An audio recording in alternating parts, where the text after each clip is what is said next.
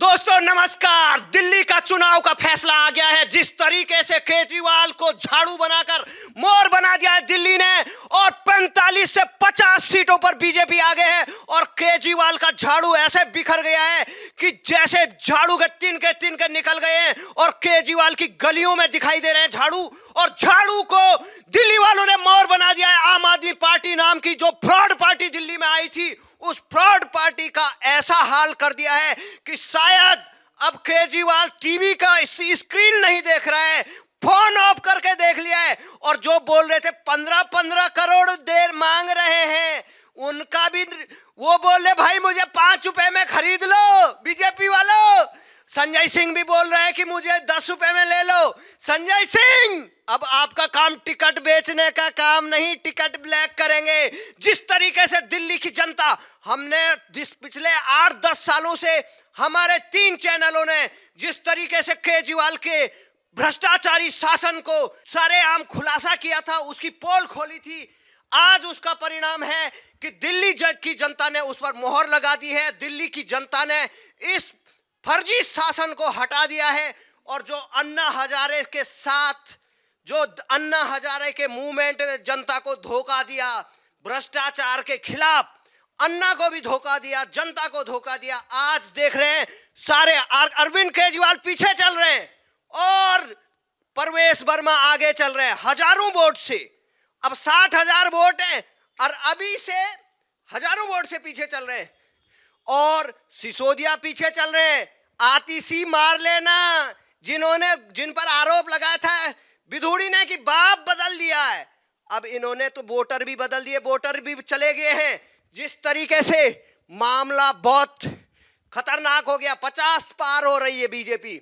और कांग्रेस पार्टी अंडा के साथ कभी कभी एक अंडा आता है, कभी वो फिर बाहर चला जाता है।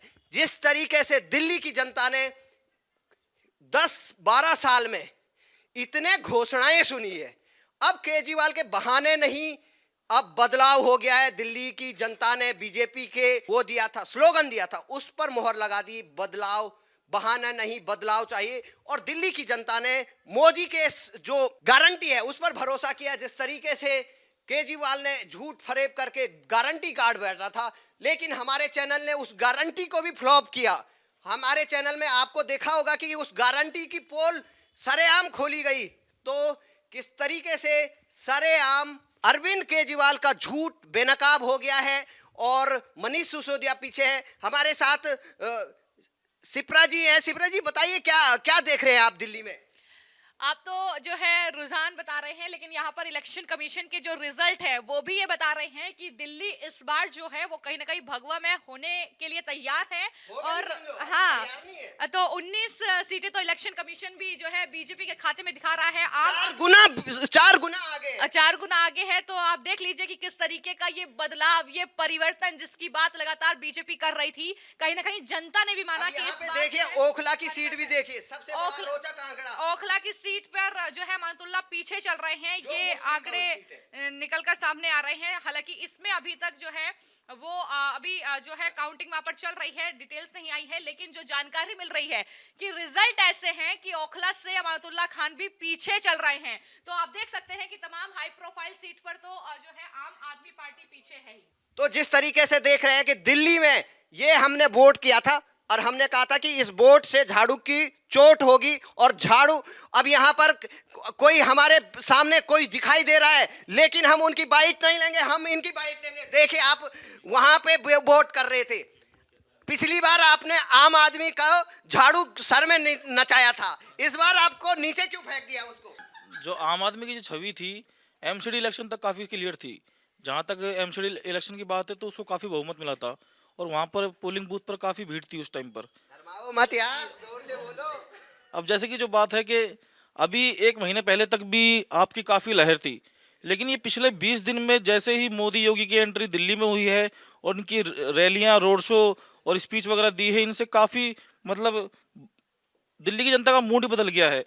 और मुझे फिर भी विश्वास नहीं था कि भाई बीजेपी इतना बहुमत ले आएगी, लेकिन मैं आपने आर के पुरम से इतनी महत्वपूर्ण सीट थी, इतनी स्ट्रॉन्ग सीट थी, वहां से सही है, ये बात सही है, बहुत ही स्ट्रॉन्ग सीट है वो, क्योंकि वो वहाँ पर 10 साल से पहले प्रमिला टोकस जी है तो उस 70-80 हजार वोटों हाँ से जीती थी वो। तो वहां पर क्या है, मुझे विश्वास नहीं था कि भाई ये बीजेपी के अनिल शर्मा जी काफी इतना आगे निकल जाएंगे, क्योंकि मैं जैसे ही पोलिंग बूथ पे गया वोट डालने के लिए, तो वहां पर बीजेपी की जो पोलिंग बूथ है, इस बार जो एमसीडी इलेक्शन में दिखा था उसका उल्टा दिखा।